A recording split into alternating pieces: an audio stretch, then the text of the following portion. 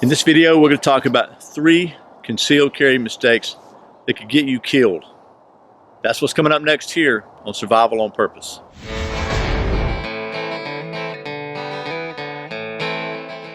Welcome back to Survival on Purpose, your home for information and gear reviews related to camping, survival, and general preparedness for regular folks. My name is Brian. Thanks for joining me. So, a while back I did a video on 3 common concealed carry mistakes that I think are really applicable to new concealed carriers especially, and it's really kind of tips about what I think are important things that I've learned over the years as a concealed carry proponent or practicer, I guess. Practitioner, is that the right word? Anyway, this video we're going to talk about 3 concealed carry mistakes that I think can get you killed if you make these mistakes. So without a lot of rambling, let's just get started. The first one is not carrying extra magazines and or ammo.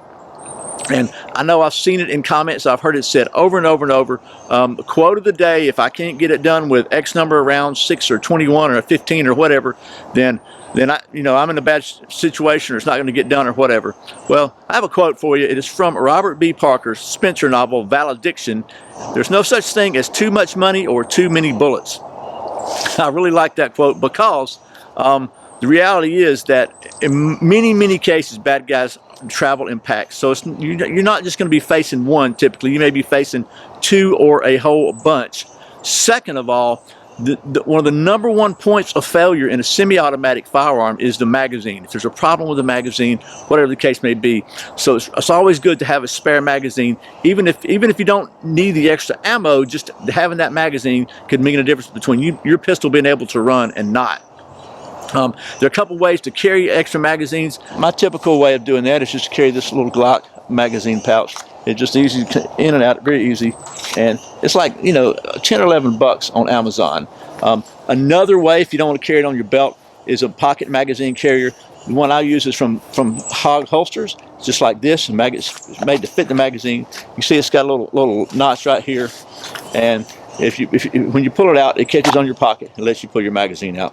Anyway, that's mistake number 1, I think. And bottom line, if you don't need the extra ammo, great. But it's one of those cases where it is much better to have it and not need it than to need it and not have it.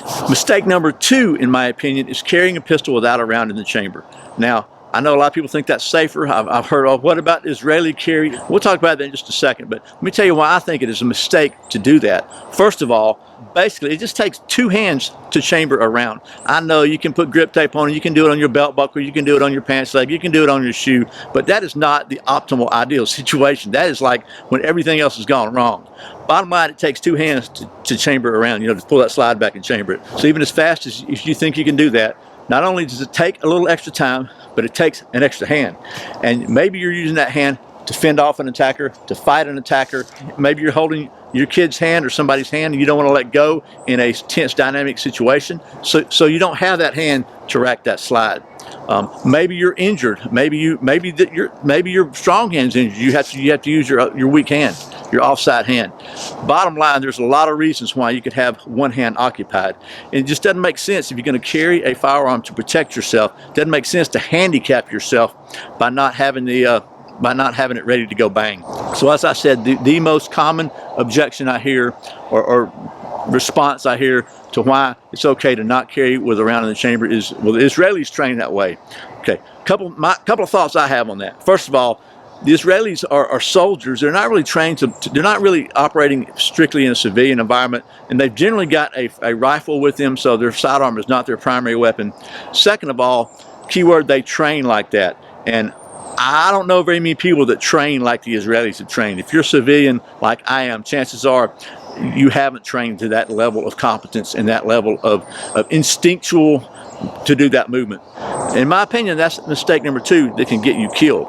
And one reason I think a lot of people don't want to carry with a round in the chamber is because they have a lack of confidence in themselves and in their ability and in their weapon. And that lack of confidence typically stems from a lack of competence, which, by the way, brings me to the 3rd concealed carry mistake that I think can get you killed, and that is not investing in quality training. Just carrying a gun on you no more makes you ready for a gunfight than carrying a scalpel makes you ready to do surgery. I really believe that a lot of people think, well, I've got this gun, I'm good to go.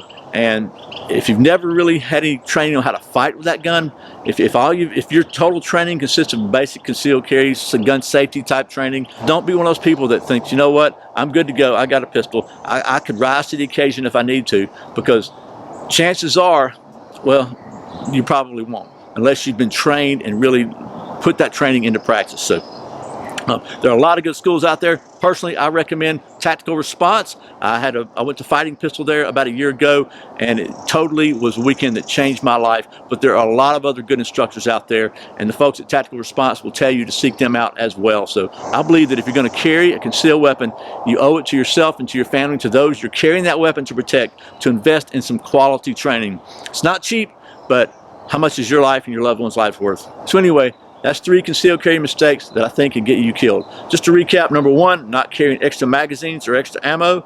Number 2, not carrying with a round in the chamber ready to go bang. And number 3, not investing in some quality training on how to fight with a pistol. So I encourage you to take an honest look at your situation and see if maybe you're making these mistakes. And if so, fix them. Hope this has been helpful, and thanks for watching Survival on Purpose. I put out a new video every Friday and Saturday, and very often random videos throughout the week. There's another one right there. If you're not subscribed, you can click right down there in the corner, subscribe, click that little bell, you won't miss a single video.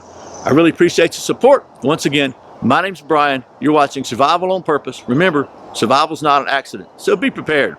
I'll see you next time.